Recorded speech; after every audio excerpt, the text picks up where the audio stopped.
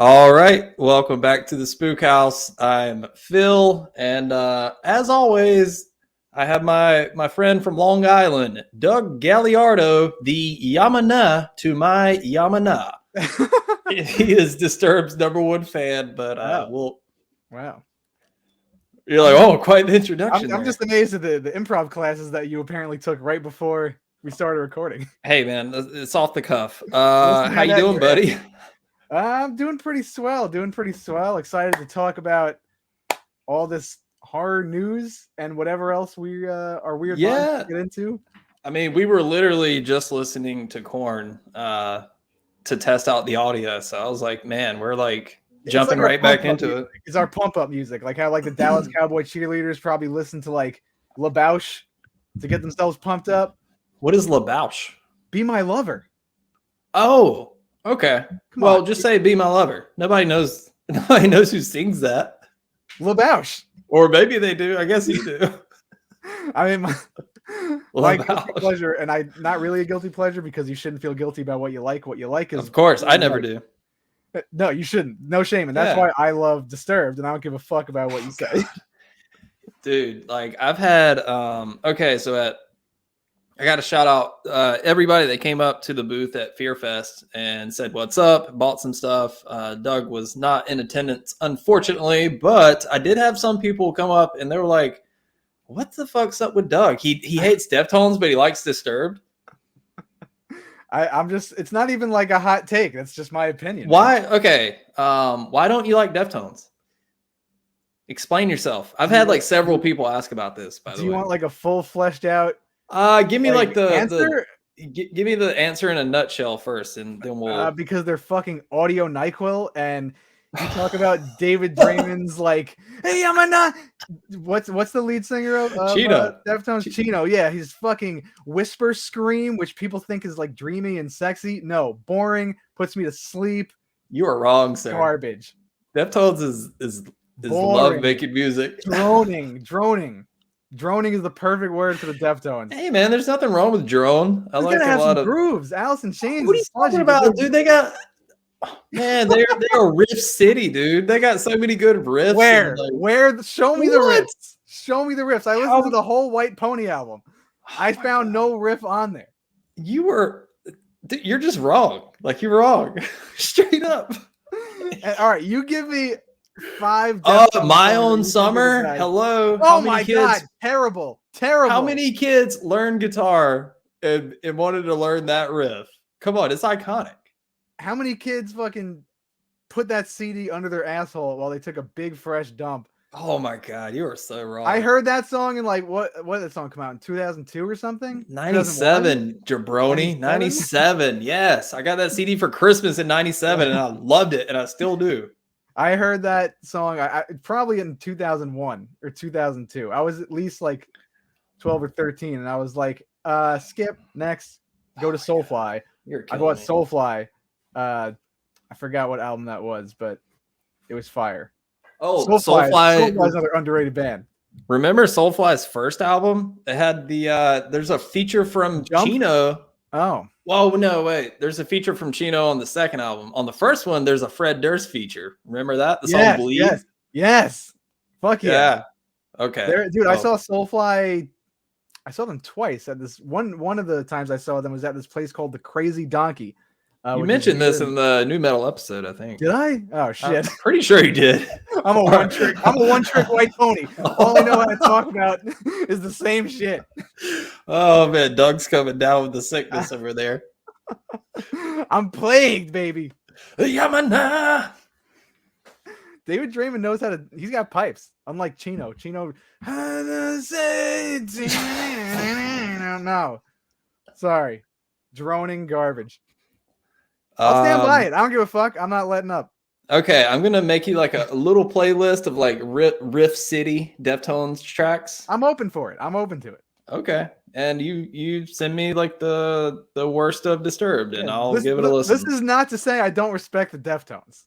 I just highly dislike them, and you don't give a you don't respect Disturbed at all. I'm sure they're nice guys, and the music Mr. Donegan is a great guitar player. Talk about Riff City. Melodic, metalcore, beautiful, sprawling riffs is all Disturbed. God. I think my biggest gripe is David Draymond. I just fucking can't. He's a cornball, but he's dope. Yeah, like Disturbed walks of Five Finger Death Punch could run. Okay, all right, no. Do not compare them to Five Finger Dick Punch. I promise. I bet a lot of FFDP's fans are like, hell yeah, I love Disturbed, man. They kick ass. Yeah, honestly, you know I'm right. You're probably right. You're definitely right. I'm 100% right. That doesn't mean that Five Finger Death Punch, Five Funky Death Punch, Five Fungus Dick Munch is a good band. They're pretty bad. Talk about all the worst parts of Disturbed. Man, I kind of want to just make this new metal part 2 right now, but we won't for this episode. So point being, taste of the sequel. Yeah, it's a little taste of what's to come. And by the way, we did get a lot of really good feedback on that. So I don't know. A lot of people had fun listening to it. So we had fun recording it. We'll do it again for sure. There's plenty of content. We talk about that stuff while we're not recording. So this is us talking about shit regularly. I mean, we could just put out a whole series of new metal talk, a whole new metal fashion episode. Dude, we should break down new metal albums track by track. Yeah, okay, we can do that. And look in the linear notes for what they. I know what we'll do. We'll do a ranking, S tier bands and the A, B, C, D tiers, and we'll put their logos in the correct spot. I like that. Solid idea. We'll work out the details, but if you came up, progress. So if you came up to the booth at Fear Fest and bought some tapes or just said what's up, thank you so much. And if this is your first time listening, thank you. So yeah, there's that. Look forward to next year. You gotta come down there. You do. You gotta quit fucking around, man. People were asking about you. They were like, "Where's Doug?" I'm like, I don't know. Well, they were just shit talking my opinions. They were like, "Why was he like?" Was he listening to Disturbed somewhere or something? What the fuck's going on? Absolutely. Find me in the corner, back up against a brick wall with my knees clutched to my chest, with a nice Discman on. Don't approach me, man. I'm gonna snap. I'm listening to Disturbed right now. I'm in my zone. Wasn't it so cool when David Draymond used to get wheeled out on stage like Hannibal Lecter in the straitjacket, and he would have crew members unstrap him from the thing, and he's like, "Oh, I've escaped. It's time to unleash my shitty music upon you all." And we call that theater. They were bringing a theatrical element to the live show. They were bringing the cringe, baby. Deftones just comes out with fucking dripping hair gel. The Chino shitty spiked up 90s cut. Looking like Smash Mouth over here. Okay. To be fair, I guess Chino has had some Smash Mouth haircuts. He's rocking the gas station sunglasses all day. He's got the Jeff Gordons on.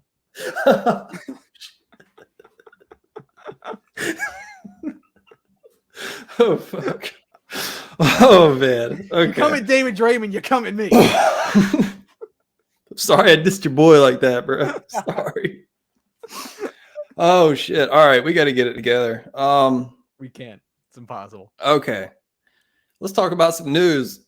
All right, let's go for it. Actual relevant news, not from 1999. All right. I guess we'll start with this one. So, Wednesday Addams. So this is is coming to Netflix? Yeah, Netflix original by Tim Burton. By Tim Burton. Yeah. All right. it makes sense. Yeah, Tim Burton does something Addams Family related. It totally makes sense. And also that I don't think he's wrote and created an original idea in a very long time. Not trying to shit on Tim Burton, but I mean, Edward Scissorhands and Beetlejuice were his from scratch creative ideas, you know. And they were written beautifully, beautifully weird, unique stories that you really don't see anymore. It's not as like it's in his own universe is just a very like colorful. Yeah, but he's always like adapting other works. I mean, Sleepy Hollow is an amazing movie. I love that movie, but you know, obviously it's not his story, nor is Dark Shadows, which I could never get into, or the Alice in Wonderlands were, I thought they were just garbage. I couldn't get into them. Yeah, talk about like making a fun property like just straight up like boring. The animated Alice in Wonderland, it's really hard to beat, and it makes sense to adapt it into real life because you know you get a big budget behind Alice in Wonderland, you're gonna go all out and you're gonna make like the set design was incredible, nothing wrong with that. Sure. He just Tim Burton put his own weird dark spin on it. Yeah, it's a little too wacky or something. I couldn't get into it, but he is behind this Wednesday Addams series. Luis Guzman is Gomez. Yes. Where would people know him from? He's one of those actors, you know his face. He's been, I mean, Waiting. If you've seen Waiting, he's in that. Stick my dick in a mashed potato. that movie's so underrated. Oh, I love that movie. I was just talking about it the other night. With Dane Cook and Andy Milonakis are also in it. That's a stacked cast. Right Ryan Reynolds, Anna Faris, Justin Long. Yes, and great fucking movie. What's his name? The Sam from Freaks and Geeks, who's like a grown adult in that movie. Oh yeah, he never gets to say a word the entire movie. Yeah, and then the end he just fucking blows up. That's a solid comedy. Yeah, that is.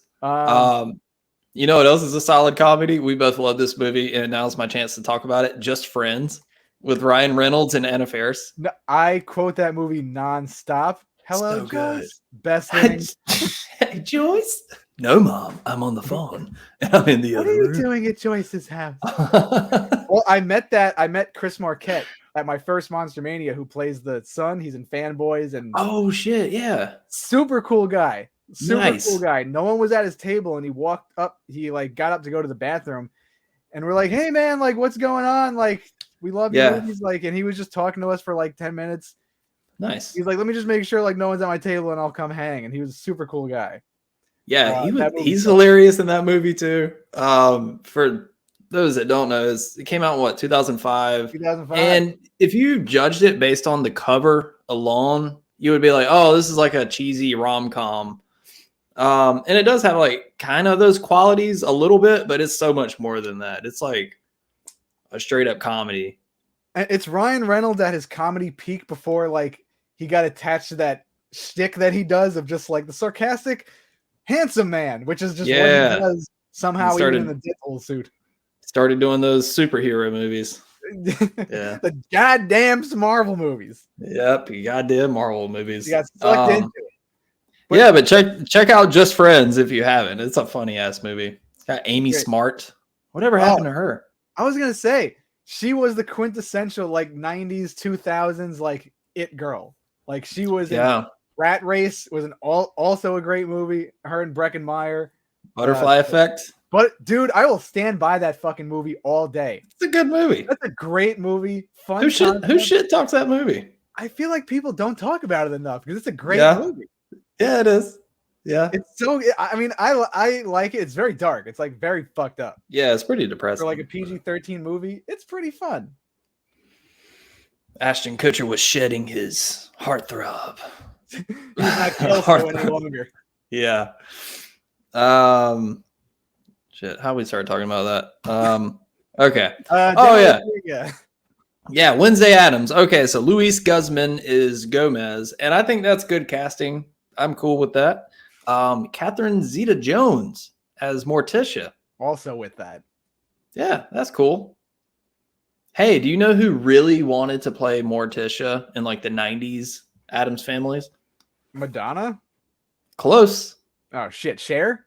Yes. Fuck, yes. Good guess. Wow, you didn't know that? That's a good guess. I just, honestly, they have the same style hair. So I could totally see that. That would have been pretty dope. I mean, Cher can act. If I could turn back time. Yo, I'll rock Cher right now. Baby, save all your tears. 90s Eurodance is my guilty pleasure. I fuck with that. But that would have been good casting. damn it? Who's the actress that plays her originally in the movies?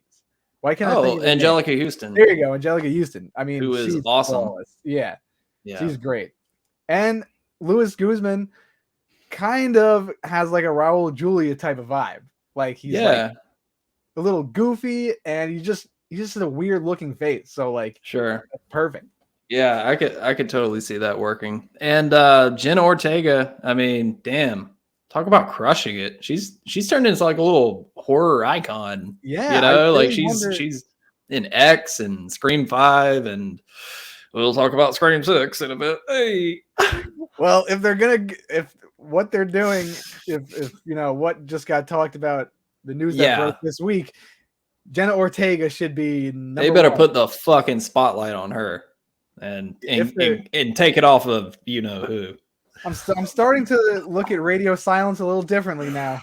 Yeah. Well, let's talk about Wizzy Adams a little bit more. So, have you read the synopsis of it?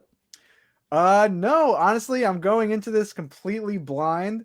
Okay, so I don't really want to. Okay, never mind. No, it's okay. Go ahead, because it's going to take me a little while to pull it up. No, I was going to say I was not really interested in reading anything about it. I was just going to go in and watch it, but I'm interested no matter what, just because Jenna Ortega is such an interesting actress to watch right now. She's, like you said, she's crushing it. She's in everything. She really, in everything that I've seen her in. I didn't see her in that show, You. I don't know if you watched that. I did not. Yeah, I heard it was good, though. Yeah, I hear it's very twisted and just like addicting to watch. Penn Badgley is a great actor, and the actress from who played Nell on Haunting of Hill House is in it. I forgot her name. Victoria Pedretti. She's also great, but Jenna Ortega, just like you could tell, she puts her heart and soul into like every single role, whether she's like a background actor in X, which is like she doesn't really have the spotlight on her, but she stands out because of how much she gives to like even the smallest role. I'm gonna watch everything she does because she's so young, and as she progresses and gets older, she's only gonna get better. Same thing with like Zendaya. I fully agree, Doug.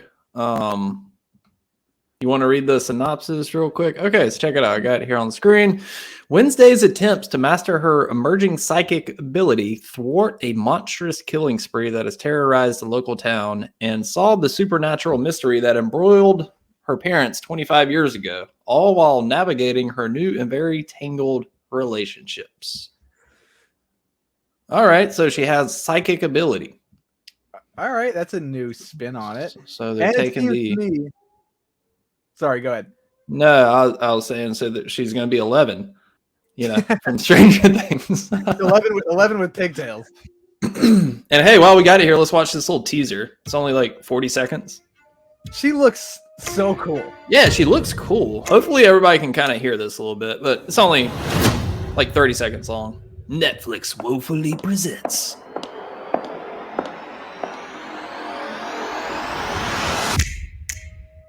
All right. Snip, snap. She has the whole look down. Yeah, she does. She rocks the look very well. And if you're like just a fan of like film in general, this is just like a big old generalization. The way, like in every one of her roles, her face just morphs. Like you could tell she just like studies the character perfectly, because she has just like the dead eye, sarcastic stare. And in X, she had like the innocent mousy looking, like it's amazing what great actors can do. Here, Douglas. Yes.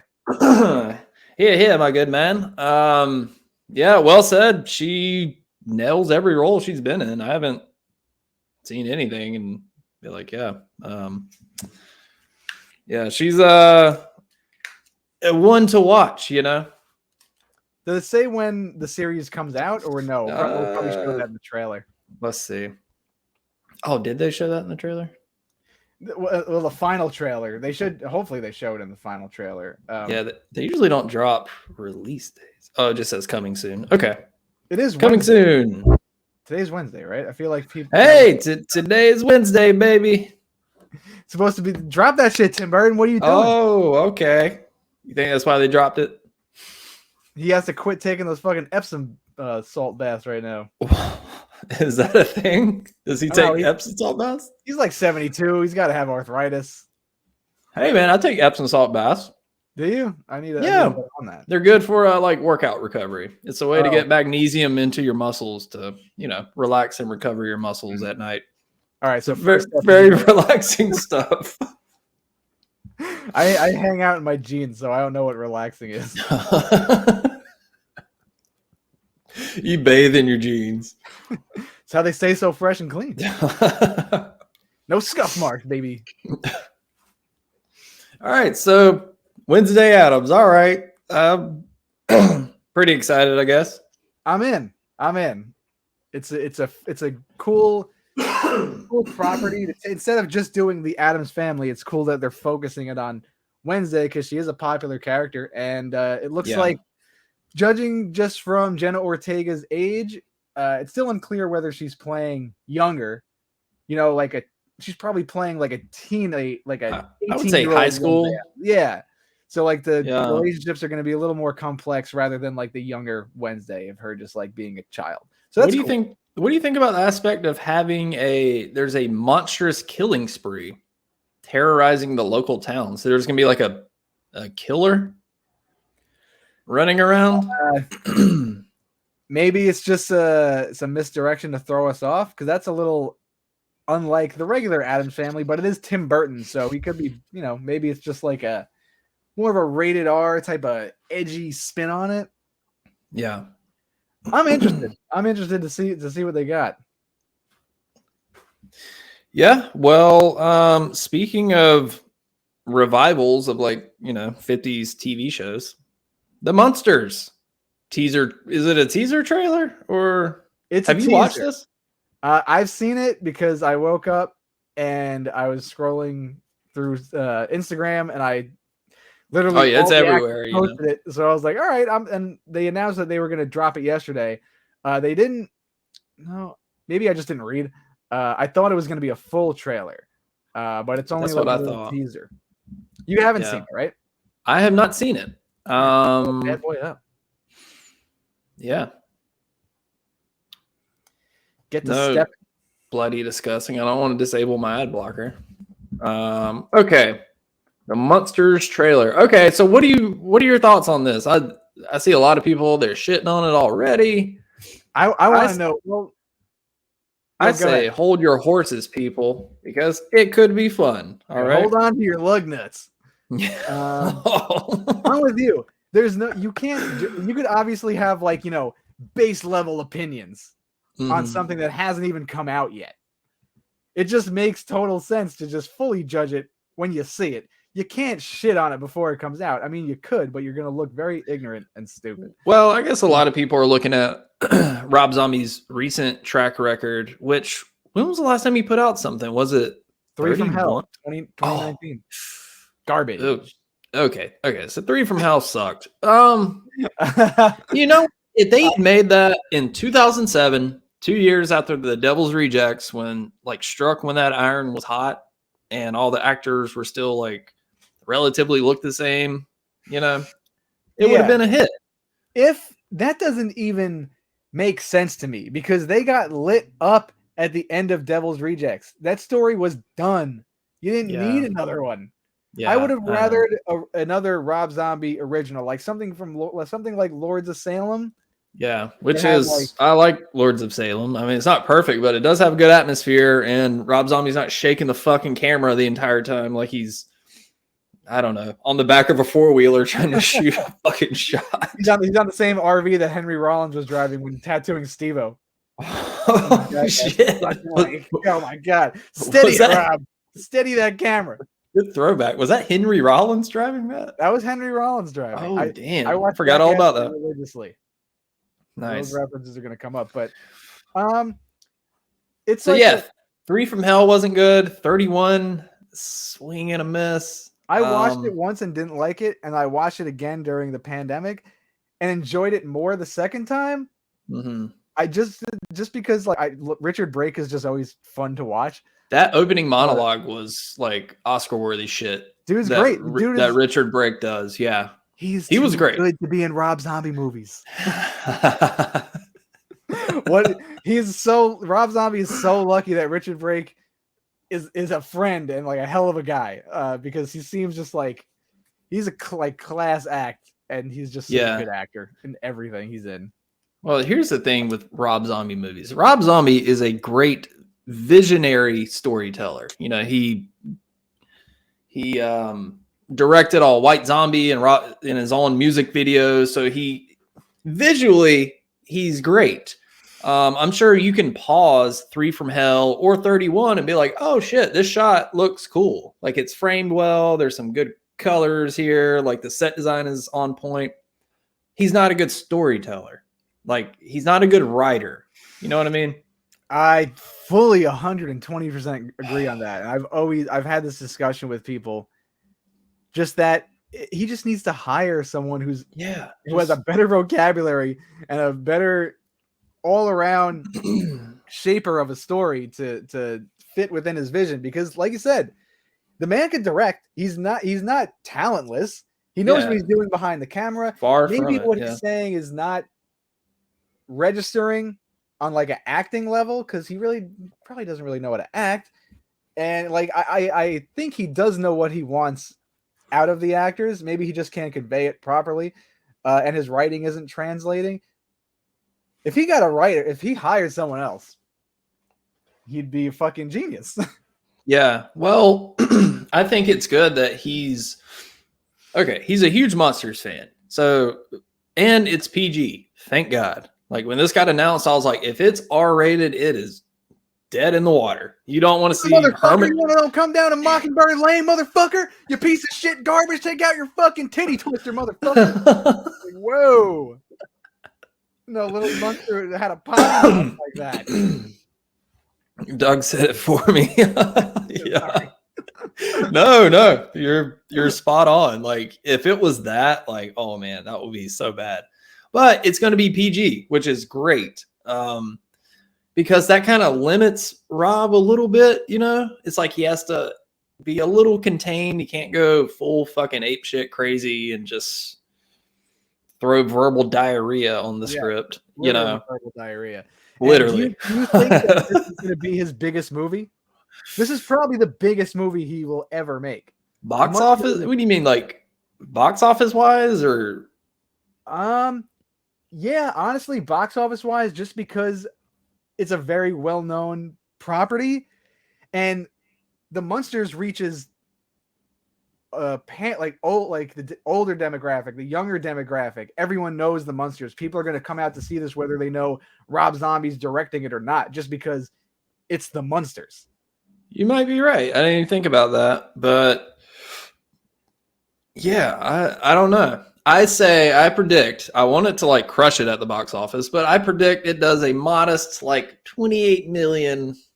28 you know, it makes its budget back and a little bit extra. It's not a flop, but I don't think it'll crush it, you know? Yeah, I hope it does. I hope I love the movie. And it all depends on word of mouth too, because if people say this movie is not great, people are not going to see it. But again, it could be more driven to the younger demographic because it is PG. It is the Munsters. Obviously, there's going to be horror elements to it, but in a hopefully in like a fun, goofy type of way, like the Munsters. Yeah. Well, is there a major studio backing it? Because 3 from Hell was very much like, I want to say he raised money on Kickstarter. That had a limited weekend run. Yeah, it had like a very small window for a release date. I don't know, but I'm definitely looking it up right now. Oh, Universal Pictures. So. Oh shit. Okay. Well, yeah, Universal will definitely promote the hell out of it, and so that's good. That's a good family to be a part of. I mean, they trust Rob Zombie enough with this vision. They must like what he's doing. Yeah. But who knows? Sometimes the studios get involved and they don't really smoking the big cigars. Yeah. Hey, Rob, listen. I got an idea for you. I got an idea. Have a seat.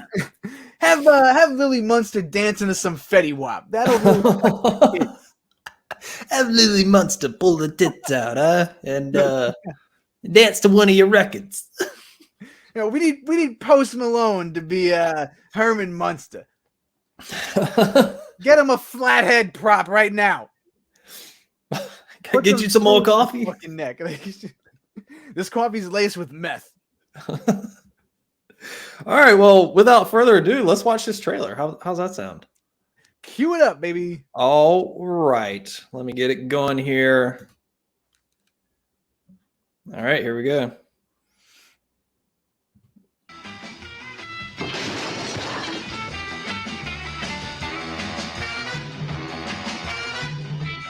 God damn it.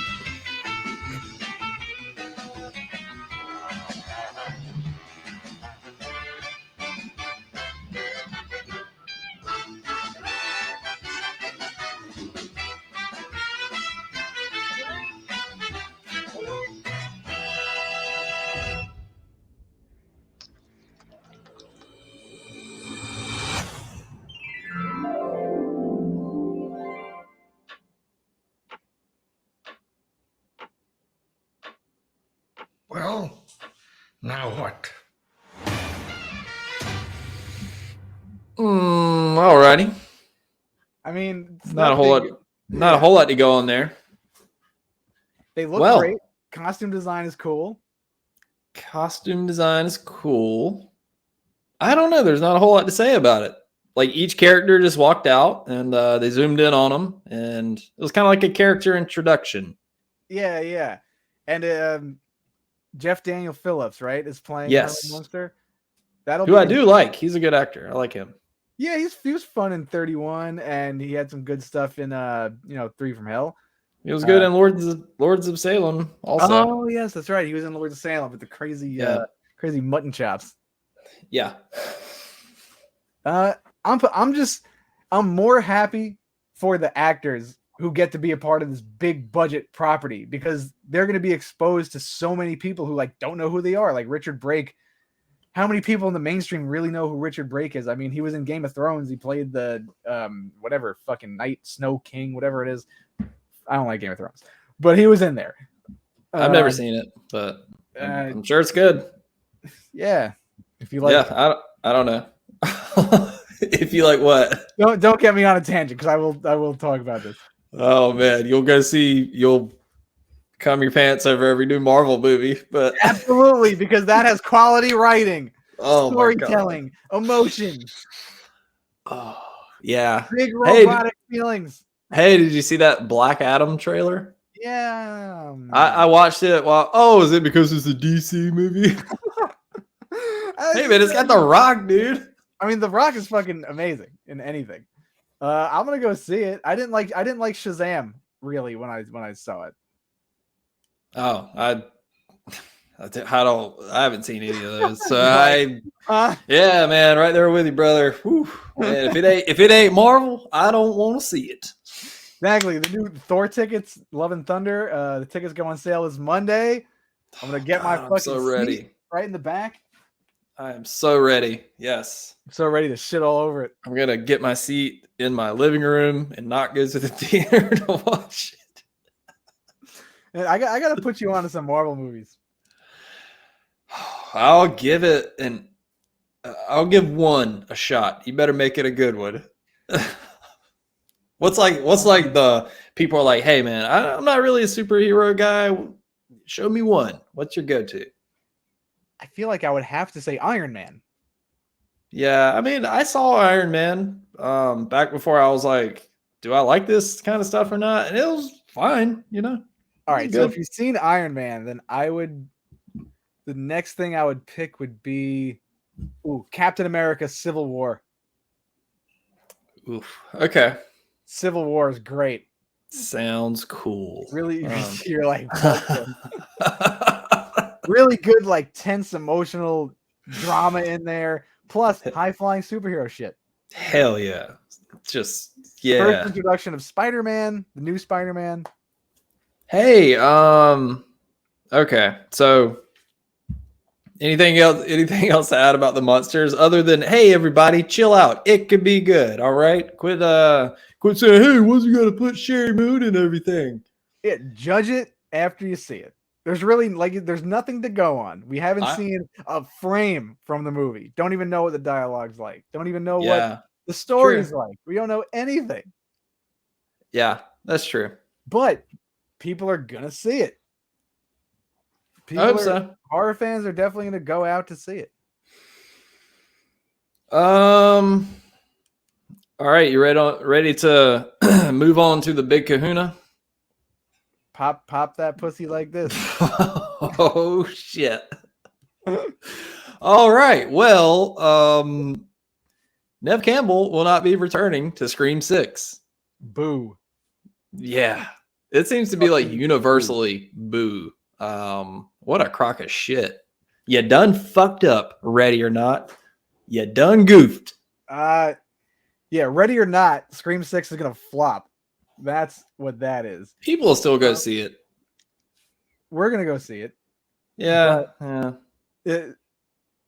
Neve Campbell, over a salary dispute. She wanted to get paid a little bit more, and I'm sure she's totally right. Like, Radio Silence should have signed that fucking check immediately. Move fucking mountains for Sidney Prescott. Okay, like that is the star. Well, without her, the whole reason why Scream, the whole franchise as a whole works, in my opinion, is because it's centered around one person, one storyline, and you keep digging and finding out more stuff about like why people are after this family and why people are so enthralled with like Sidney Prescott. She's like a legendary person inside the movie. And Neve Campbell made her legendary outside of it. There's no argument to not give her the salary that she asked for. She's barely in anything as it is. Yeah, that's true. This is her role. If you're going to carry on with Scream and she's still around, the story should always be... The story's always going to tie back to... Yeah, how the fuck are they gonna write around this? What are they gonna do? Be like, hey, where's Sydney? Oh, kind of like in Billy Madison. It's like, hey, where's your girlfriend? Oh, she fell off a cliff and died on impact. Oh, she got hit by a bus. She's dead. So yeah, how the fuck are they gonna like write around this? And but let's talk about the elephant that's in the room too. Entitled white male studio executives. Sign the check. Sign the fucking check. Is that the elephant? What is wrong with these people? No, look, dude, I agree. Like, there has to be a reason. Like, she's asking for, she deserves the money that she's asking for because she's been around forever. Jamie Lee Curtis barely even got paid for Halloween. Yeah, No, go ahead. No, go for it. Here's one thing I can't wrap my head around. Okay. So when they approached Neve Campbell about being in Scream 5, I'm assuming they already had the script and they were like, okay, spoiler alert, Dewey's going to die. Okay. So if you are going to kill off David Arquette, you better make goddamn sure you have Neve Campbell locked in to a contract. I'm sure the similar way they did with Jamie Lee Curtis when they approached her. They said, look here, JLC, Crazy Sexy Cool. We want to do 3 movies. Here's how the first one's going to go. Here's how Halloween Kills is going to go. Shut up, Doug. Here's how Halloween Ends is going to go. That's saying anything. It's not about that. It's not about Michael Myers right now. Yeah, it's true. It's true. But you motherfucker. All right. But I'm sure they went to Jamie Lee Curtis and were like, hey, this is the plan.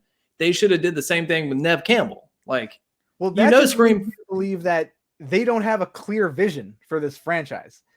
Yeah. They didn't expect to make another one. They just made Scream 5 and then it made a lot of money and the studio probably approached them.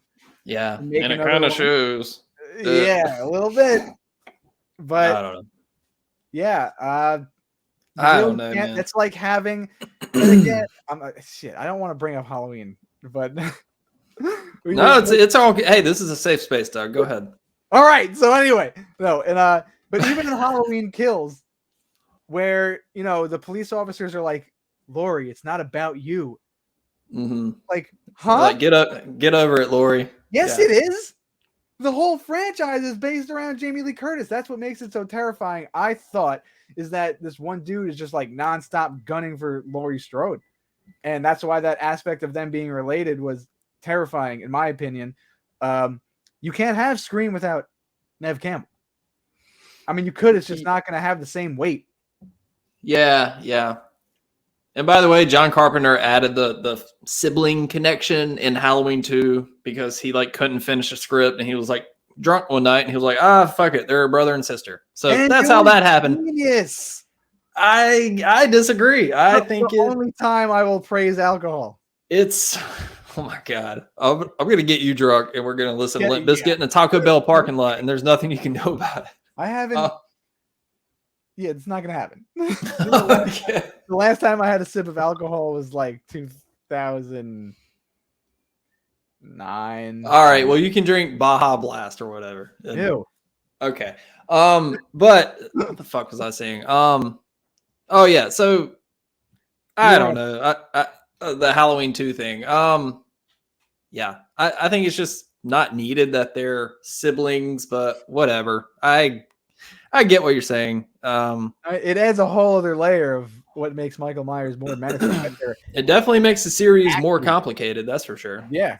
And then it kind of just went off the rails from, I always kind of thought that it's creepier in the first one that Michael Myers fixated on Laurie Strode just because she dropped the key off at this house. And he's like, oh, I'm going to kill you tonight. Like, that's creepier to me than like, oh, well, it's my sister and there's unstoppable forces causing me to kill my family. Like, I think it's creepier that he saw her and was like, okay, well, you're the one. I'm going to stalk and kill you. Like, that's creepier. Creepy too. I like both. Yeah. I like both of them. Sure. But to make it like not about Laurie Strode after like you fast forward 40 years and then you put her in a situation where it's pitting them against each other. It's like, okay, then if it's not about Laurie Strode, then get the fuck out of here. She should just move cross country. Who gives a fuck?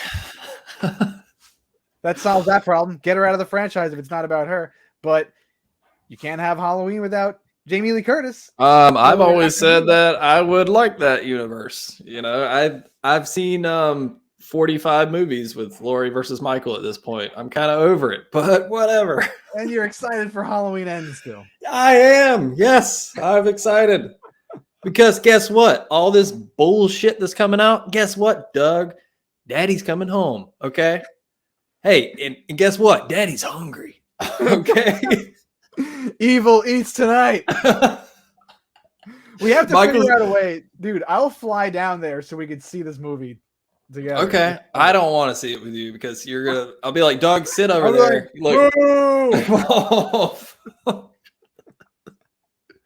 No, Michael's going to walk in the house and he's going to like look at all these fucking jabronis sitting at his table. He's going to be like, get the fuck out of my seat. This is my fucking chair. I'm the goddamn king. This steak is rare tonight. I want the big piece of chicken tonight. I'm tired of chicken. Are we going to keep having the chicken? I want some leg meat. Give me the thick thighs with 8 cc's. 8 cc's of pure horror adrenaline. Which Halloween Kills did not have. Oh god damn it. Sorry, anyway, what were we talking about? Scream 6. So yeah, they fucked up by not paying Neve Campbell. Okay, look, I'm sure Melissa Barrera is a nice person, okay? Sure, she's totally fine. But she can't act worth a shit, okay? And it appears that she's gonna be like this new lead. Which I don't know. Take whatever you're paying her and give it to Neve Campbell, and you know what? Sweeten the deal. Yeah, that would be great. They should. Then it's Jenna Ortega and Neve Campbell. Boom! There you go. I mean, no more Dewey. By the way, who's going to lead this fucking movie? There's no Dewey. There's no Sydney. I mean, Courtney Cox, Gail Weathers. I'm Gail Weathers, author of the Woodsboro Murders, and I'm here to solve the thing. I think they're just gonna kill off the entire main cast. Yeah, why don't you? Hey, fuck it, just kill. Kill Gail. You're probably gonna kill Neve Campbell off screen. Who else is there? No one. They could have at least negotiated something like, okay, usually the first opening kill is a big moment in Scream. If you killed off Sydney in the first scene, that's like, oh shit. You know, they're not going to do that because they can't even pay Neve Campbell. They can't like break her off a piece. Be like, all right, look, let's just do a good opening scene. It'll be like an homage to Drew Barrymore or some shit. You know how people loved all these wink, wink, nod moments in every goddamn thing that comes out these days. Oh, that was the thing from the thing. Oh, yeah, I know. They said that in 1996. Whoa, yeah. Did you know that was the thing that they said in the first one? Yeah, that was really cool. Wow, I do remember. I recall this. The first 800 times I saw the movie. Yeah, I got it. Radio silence should show the same respect to Wes Craven, to Neve Campbell that they showed Wes Craven.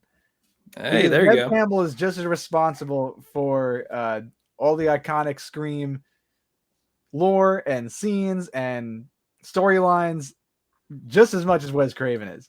And what's going on with Kevin Williamson? Why isn't he hopping on board? I don't know, because it's the Ready or Not guys, you know. Put a bad taste in my mouth. Yeah, I don't like the fact. Sure. I don't know. It might not even be them. I don't even know who to hold accountable for this. It might be the studio. Whatever Dimension. Is still Dimension that they're doing? I don't think Dimension's around anymore, is it? Oh, I mean, that was a Weinstein company. So oh yeah, they're definitely not around. Or maybe I'm mistaken. I don't know. Who distributed Scream? Who put it out? Look it up. Newscaster on the scene, Doug Galliardo reporting live from Long Island. Yeah, Chet, we have the answer right here. The Paramount Pictures Studio. All right, Paramount, cough it the fuck up, Paramount. Pay the woman. She's an icon. She is. She absolutely is, and that will get people in the theaters. And they need to give Neve Campbell more things to do, because in Scream 5, she barely had anything to do. Yeah. Man, the more I still haven't rewatched it, but the more I think about it, the more I'm like, did I like that movie? I don't know. I enjoy the new cast, but you gotta blend the old with the new. You gotta have the anchors. Neve Campbell was one of the anchors. Courtney Cox, easily one of the anchors. And I like that since Dewey got killed by the high school chick. Amber hoisted him up above her head, or lifted him off the field. Yeah. Okay. Yeah. Great killer reveal, by the way. Jack Quaid. Okay, I buy that. You should have made him Stu's son. I still think that would have been fucking cool. It's a little hokey, but whatever. Imagine Jack Screams though. Imagine Jack Quaid killer reveal. And Big Dog Matthew Lillard shows up. You mean to tell me you won't lose your fucking mind? But what did we get? Drum roll, please. Amber, the girl from the thing earlier. Who had Amber? Anyone? Bingo card. Anyone? Boy, that killer reveal was like a wet fart. I was like, what? Okay. I didn't hate it. I didn't hate it at all. I hated it. I'll double down. I fucking hated it. I was like, this is stupid. I don't think you liked the movie, Phil. I gotta rewatch it, Doug. I don't know. I don't know how I feel about it. And no, it's not because she's a female. It's just the character sucked, and I don't know. So there you go. I mean, the cast was pretty large. They really didn't spend a lot of time fleshing everyone out, but I like the vibe that the whole cast had. You could tell there's good chemistry there. Yeah. Everyone. I don't know. Maybe Matthew Lillard might show up in this one just to give the fans what they want. Maybe that's where the money's going to. They're paying Matthew Lillard. I did have that thought. Maybe they're like, look, well, Yeah, we got this. But is Matthew Lillard, like, no disrespect, at all, but is he that? He's not like fucking, hey, we got to bring Brad Pitt in, pay the man. It's not like he's doing much these days. Yeah, I mean, I don't know. He's still riding the success off of Scooby-Doo.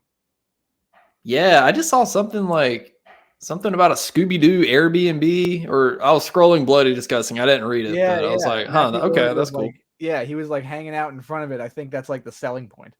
Oh, okay. He endorses it. I didn't really read into it either, but it does look badass. There's actually a mystery machine that rides around my town. I don't know where they live, but I really want to find it. It's I'm sure they know where the marijuana is. They're riding around a mystery machine. I think it's more towards like the hood, Huntington Station over there. Yeah, you should talk to those people. Yeah, at least when I get a picture of it. Well, Scream 6, no Dewey, no Sydney. Good fucking job. Very cool. Very, very cool. And also, one last thing. Say it, baby. The budget for Scream movies are not that big. That's why they make their money back, because they spend little and it makes a big return. Just pay Neve Campbell. Well, Scream 5 crushed it. I want to say it made like 160 something million. So the budget's going to be bigger for this one. Absolutely. They have enough money to pay her. What are they spending it on? It's not acting classes for whatever name, Sam Carpenter. Ooh, John Carpenter nod. Oh yeah, I know. Elbow to the ribs. No one heard that. Hey. Do you think Sam? You meet my friend John Cronenberg? Hey, here's my friend Chucky Leatherface. Oh, that's from The Thing. Like, yeah, Mr. Face. Yeah, we fucking know. Dude, every nod to every horror movie ever. I'm getting burned out on nods to like stuff, like just be a fucking movie. I know that like there's other movies like, oh, it's a throwback to that thing. It's like, okay. That's how you know the writers run out of ideas, because they rely on the nostalgia. They're like, just mention mention Tom Atkins or something. Yeah. I will say the same thing to like David Gordon Green as far as the new Halloweens go. I'm like, if I see one more goddamn nod to the Halloween series, I'm gonna lose it. Yeah, because they're like, oh, we have no other ideas. I know we told them to forget the other Halloween movies, but we're running out of fuel here. Just put in the season of the witch masks. That'll make them happy for 2 seconds. This wasn't a green light for you to shit on the Halloween series, but any chance I get. I know. Oh man. I'm gonna withhold my thoughts on Malignant. I'm not gonna stoop to your level, Douglas. Hey, you still have to rewatch it, Philip. Yeah. Is Douglas your like legal name? My government name. Yeah. Cool. Just wanted to ask. I won't say your. Do you have a middle name? Yeah, I have a middle name. Wait, we're not gonna. You told me this. Yeah, we're not throwing my middle. No, you want my social security number too while I'm at it? Yeah. We'll trade socials. I'm sure if everybody like combs through this entire podcast, they can probably figure out way too much personal information about me, like date virginity lost on the last episode. Got it. I mean, that's. And by the way, that was Christmas night. Okay, it's not like I lost my virginity surrounded by family opening presents. I mean, that would have been. That would have been a cool story. That was before Dick in a Box was invented, so you might have been the originator.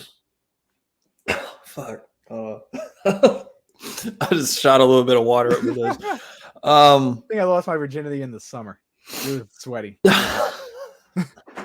It was a hot summer night, and the window was cracked open, and there was a light breeze coming inside. Oh, there was a fan. Oh man, there was a window fan. What was there some like sultry music playing where you had like some Boyz II Men, End of the Road? No, I think The Departed was on. The Departed? Yeah, Okay. Leonardo DiCaprio movie. Well, this was 2007. Yeah, So timelines line up. it happened. I was yeah. I'm pretty sure I was listening to Deftones. How's that make you feel? Makes me feel like it's my own summer. Oh, damn. Garbage. Pop shove it or whatever fucking what's the parentheses? Shove it. Shove, not pop shove it.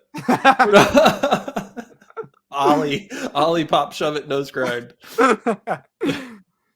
Yeah, it's 50-50 chance that you'll get a good Deftones song.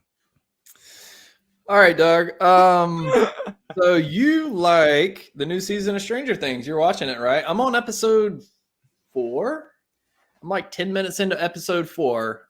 You were can't do that. Like very feverishly texting me about your love for this season. You were like, dude, it's fucking great. It's brilliant. And I know we both of us had our complaints about the past season 3, and we weren't sure if they were gonna make a comeback or it'll just be the same even tempoed series. Wow. Did they prove me wrong at least? I know you said you were still on the fence a little bit. I don't know what your full thoughts on it were. You said it was better than season 3. So yeah, I mean, it's not hard to be better than that season. Just wait, man. I know you just got done talking about you're fed up of like the horror nods and stuff like that, but this season is just like brilliantly written and it's interesting and all the characters get enough time. There's no filler whatsoever. I think every scene is interesting.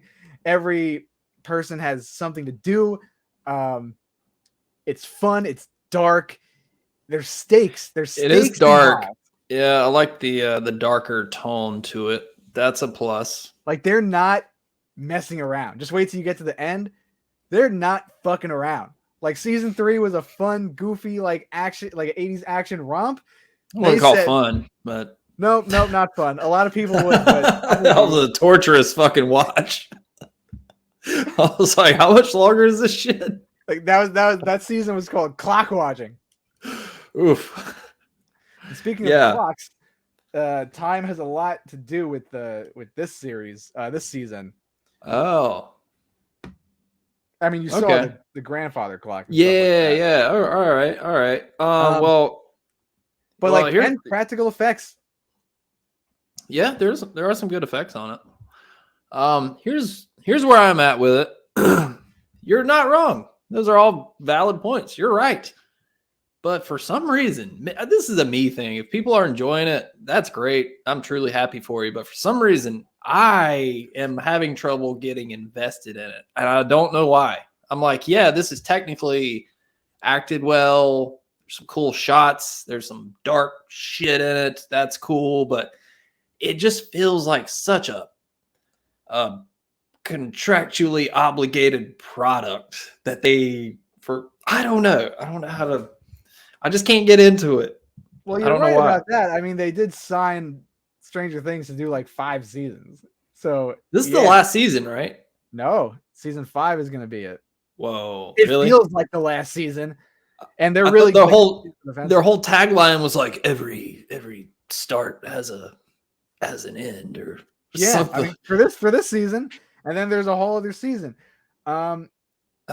But the trajectory of this season, dude, it's good. But at least they know when to end, though. 5 seasons is good. Breaking Bad ended 5 seasons, and it's one of the best shows of all time. Yeah.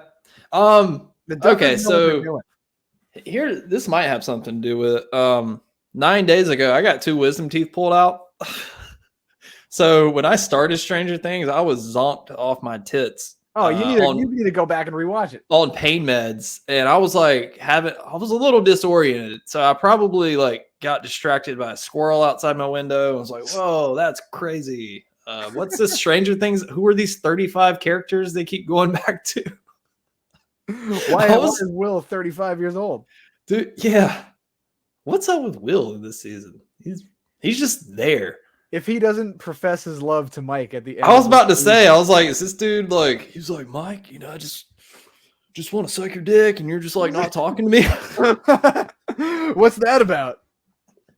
No, you just want to hang out with 11 all the time, dude. I just want to like, you know, give you a back rub in my treehouse. Like, what's up? We just take our pants off and just hang out.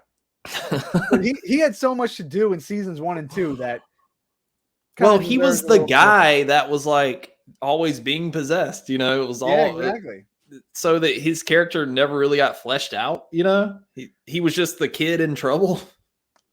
I mean, good point. Yeah, he is kind of sitting on the back burner this season.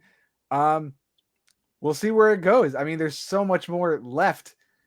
It's definitely an interesting aspect of his character that he does have those feelings for Mike, being they've been best friends.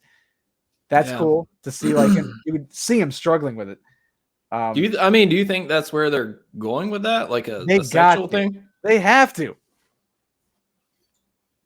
That's. I mean, the telltale signs are all there. I mean, I thought maybe it was like, hey man, like we used to play video games and hang out. You know, now all you think about is girls.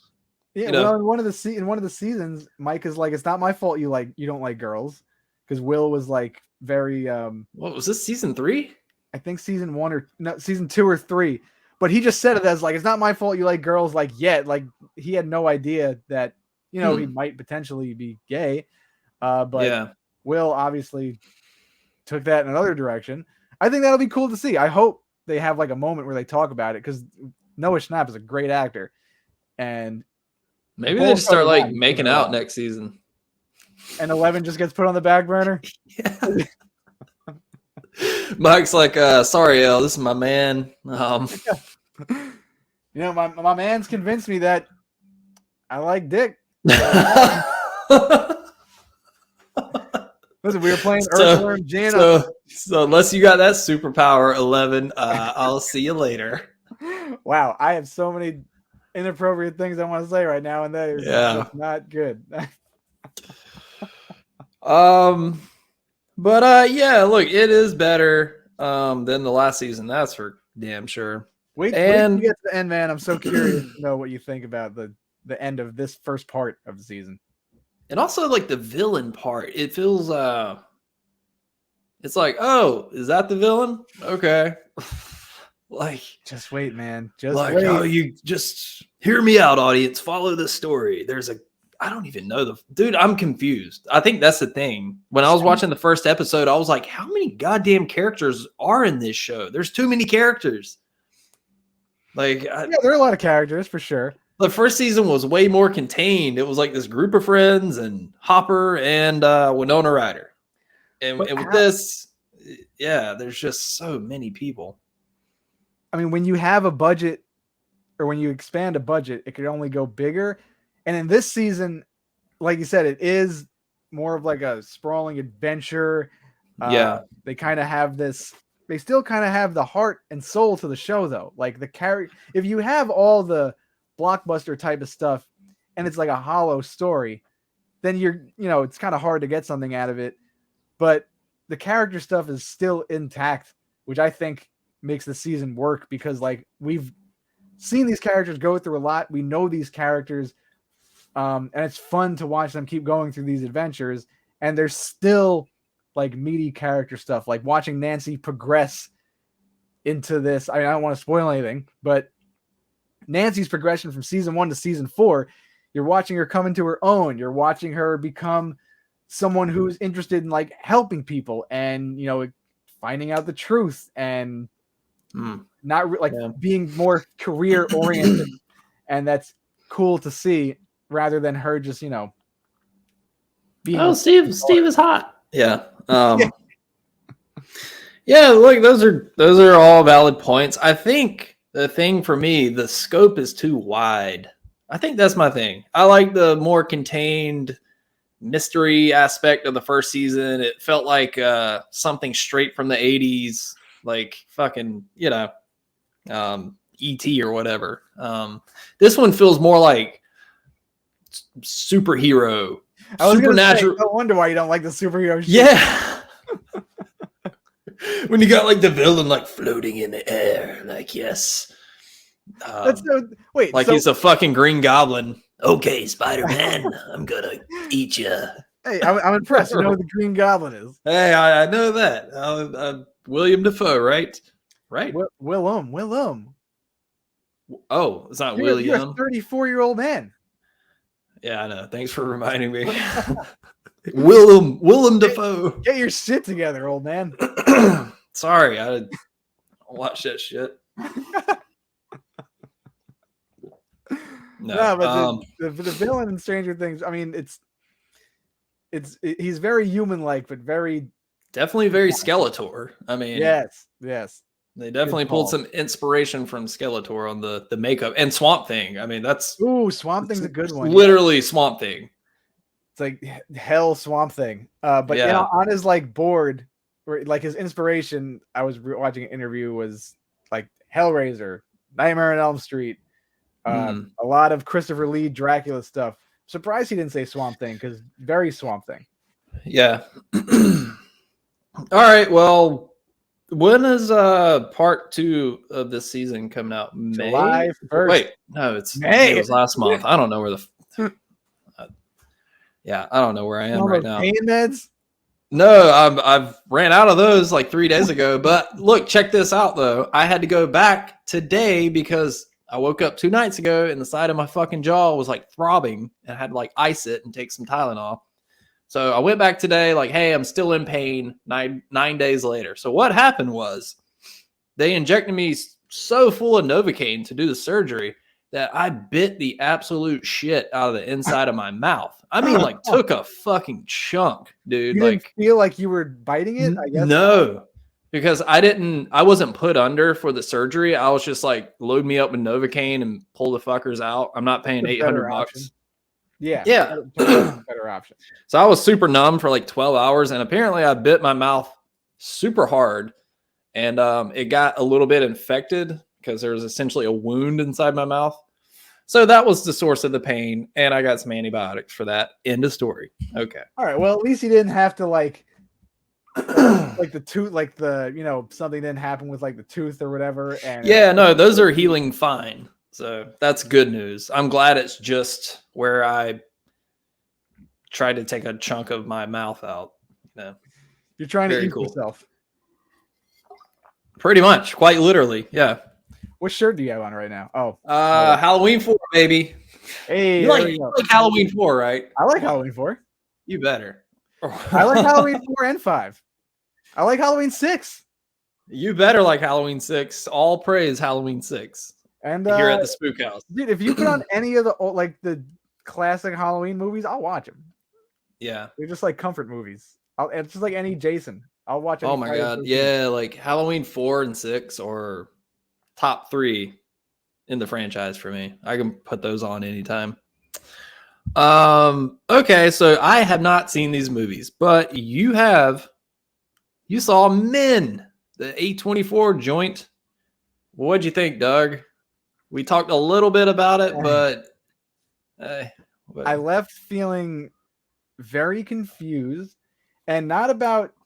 Listen, I'm all about the message that they were trying to portray, and that it just felt like it was such like a hollow movie where there was no story and it was a bunch of ideas that weren't really fleshed out. The directing is beautiful. I mean, there's a lot of great shots in there, and Jessie Buckley is an amazing actress. I felt it was more like an actor's exercise rather than a full movie. The message is fine. Obviously, like men obviously are stuck in this cycle of treating women like objects and not taking accountability for their actions and not giving women a chance to be individuals and thinking, unfortunately, it is happening in our society that a lot of women are just like taking advantage of and looked down upon. Totally get it. And I agree. But like this movie didn't barely show that. It was just like scratching the surface. And there was no story to it. It was just nothing. I just felt like I watched nothing. Was it boring? Boring. Oh man, that is the cardinal sin of movies. If your movie is boring, I am out. Like you can be shitty. Like Malignant was god awful, but it was entertaining shit. Absolutely entertaining. thoroughly entertaining. I was so entertained at how bad it was. And I was like, what? Okay, sorry, there it is. You gotta watch it again. But I'll sit here and take it. it's like, if I'm just sitting there, like, how much fucking longer? Like, do you want to leave? Like, where's my jacket? You never want someone to say what you thought of put me to sleep. Yeah. Like that's definitely, at least you could, with movies that are bad, you would hope that you could find at least some saving grace about it or say something good about it. And you could with Men. It was just boring. Like I definitely wouldn't watch it again. Definitely has no rewatchability. Jessie Buckley is an amazing actress. I hope she gets work in better movies. I mean, is it would you call this a horror movie? Is there anything scary about it? Was there ever a scene where you're like, oh shit? Like what? There's definitely horror elements. Oh fuck, you're not selling me very much on this movie. Dude, I saw the trailer and we talked about it. I was like, oh, I let me guess, it's a metaphor for her repressed grief of her husband's suicide or something. Yeah, well, you pretty much nailed it. That it? Oh, okay. Pretty much got it. And it's still, and that's the thing, it was still about men. It wasn't her opportunity to move on and forget. It was still her reconciling with the fact that, you know, she felt bad for feeling guilty. And I think that in the movie, she didn't feel guilty and she still felt bad, but she still had to confront her guilt when she should have just said, fuck this. Dude treated me like shit. Fuck him. I don't know. I feel like you should see it. You should definitely watch it once. Just so we can talk about it. When somebody tells me something's boring, I'm like, I don't know. It's a short movie. It's a short watch. It's definitely not long, but I was like, what the fuck? Like, it's over? Don't you miss when, like, it was like, oh my God, it was a guy with a knife the whole time. So me and my friend were talking about this the other day. He's like, people get on me because I just love slashers. He's like, I just want to see a fun slasher movie where just a killer goes after people, some cool kills, and that's it. And that's why X works so well, and that movie will be timeless because it's a fun fucking movie. It has deeper meaning, but at its core, it's a slasher movie, and it's fun. You are absolutely correct. And hey, this October, that's why Big Dog Daddy Myers is coming home, baby. He's like, what's up? Yeah, he's like, enough. He's like, enough of this horse shit. Get out of here. A24. Beat it, nerd. Daddy's home. I don't care about this elevated horror. Oh, give me my knife. I'll show you a metaphor. Get the fuck out of here. Yeah, no, David Gordon Green doesn't know what a metaphor is because Evil Dies Tonight is right on the head.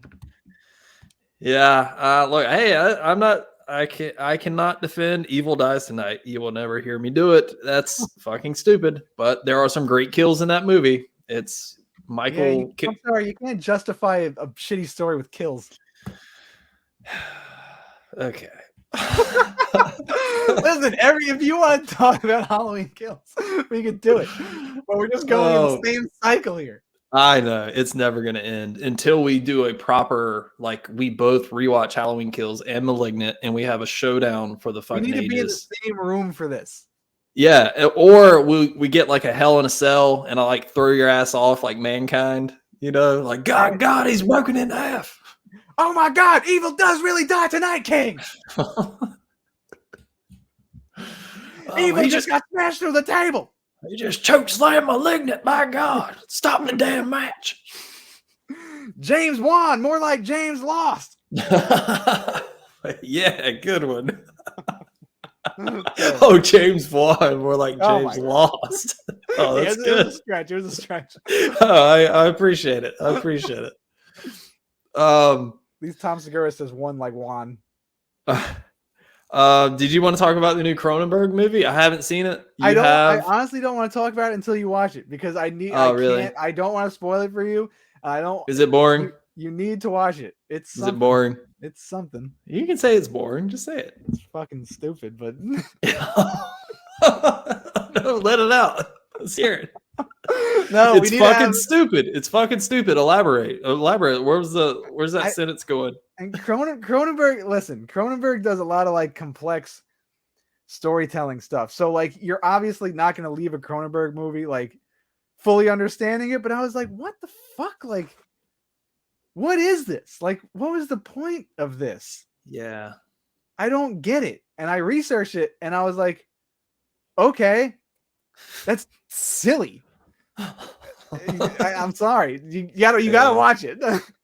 Oh, you're not really selling me on these. Like, hey, do you got 5 hours to spare? Watch these 2 shitty movies. I'll Venmo you money to go fucking see Crimes of the Future so we could talk about it. Not a good name either. Well, okay, I don't know if you know this, but Crimes of the Future is an older movie of his. It's like a short. I feel like we talked about this. No, Maybe. we didn't. Oh, okay. All right. So it's like a short that he did like in the 70s. And he just readapted it and repurposed it. Should have stayed in the 70s. Hey, yeah. Yeah. Sometimes things just don't translate to the modern world. Yeah. But you got to watch it. I feel like you need to watch it.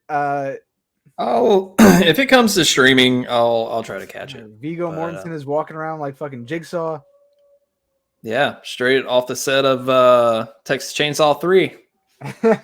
Leatherface, he was in that. Wait, what? Yeah, he was in Texas Chainsaw 3. And McConaughey was in Next Generation. Yeah. Who was he in Texas Chainsaw 3 with? He had like I think he had like a minor role. I don't even fucking remember. Yeah, that you talk about boring. That movie's fucking boring. I like that movie. I like 3. Yeah, it is okay. It is gas station pizza. Dude, Ken Foree kills it in that movie. Hey, speaking of, I saw Ken Foree at Fear Fest. I didn't talk to him. I'm fucking jealous. I didn't talk to him, but I walked by his table. You didn't meet anybody. I met Mark Patton from Nightmare on Elm Street 2. Oh, I didn't see like a. Yeah, I got him to sign a picture. I didn't take a picture with him or anything, but right.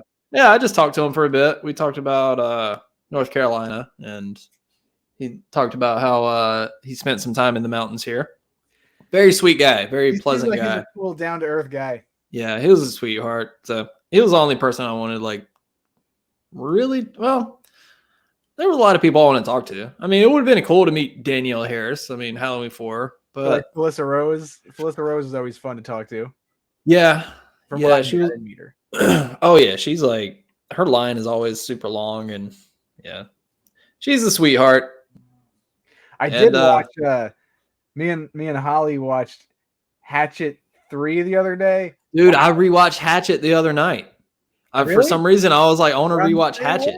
Hatchet's so good. Man. Hatchet's a good movie. The other ones, not so much. Yeah, I thought the sequels were a little better than I remembered, but big old piles of shit. Which is the one where it was like a plane crash or something? Bad, terrible. Victor Crowley, so bad. Oh yeah, that one sucked. So bad.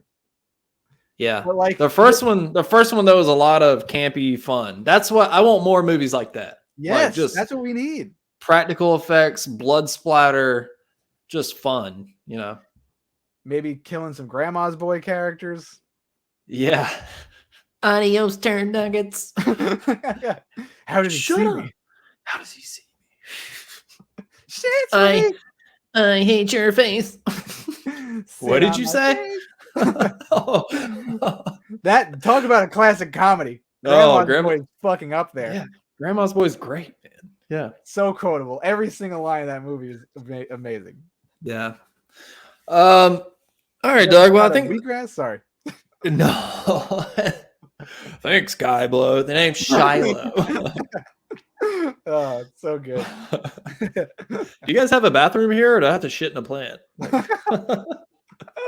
I fucking love this girl. Oh man! Every time I hear her push it by Salt and Pepper, I always think of Linda Cardellini. Oh yeah, such a good movie. Classic. Anything else you want to talk about, Doug?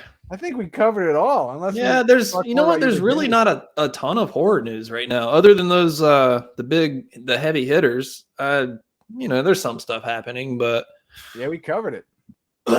We covered it, baby. What's our news? What do you call them? Acronym or whatever, like the WR. We'll think of one. WDSTRBED. Let's go. The SHP? Well, Spook House Podcast on the scene, bringing you all the latest coverage. Hey, good puker voice. Yeah, I don't know. Somebody hire me. Keep working that out. Someone hire. I'll do shitty voices for you. Yeah, see if you get hired at the local radio station. Hey, man, if Melissa Barrera can get work, so can I. Hey, you're shitting all over Melissa Barrera. God damn it, I'm sorry. Hey, like I said, I'm sure she's nice, but oof. All right. Well, anything else? Sign up for those Fred Astaire acting classes. Yeah.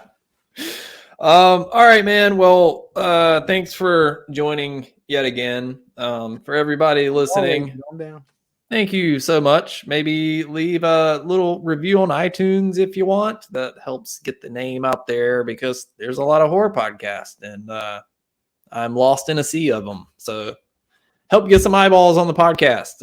But thank you so much for listening. I really appreciate it. Anything else you want to say to the good people, Doug? I love every single person that listens, and Deftones sucks, and my stance is firm. I was literally about to ask, do you want to apologize for your comments about Deftones? Nope, my stance is what I stand on. That's the I hate you. Okay, I'm making you that mixtape. I'll send you 5 Disturbed songs, and you send me 5 fucking Deftones songs. Okay. Well, maybe that Spotify playlist. Darkness, come on, mate. Yamana, Yamana. So good. Oh, so cringy. All right. Well, yeah, thanks for listening, everybody. Doug, thanks for joining. I will love you. Talk to you all next time. I love you too, buddy.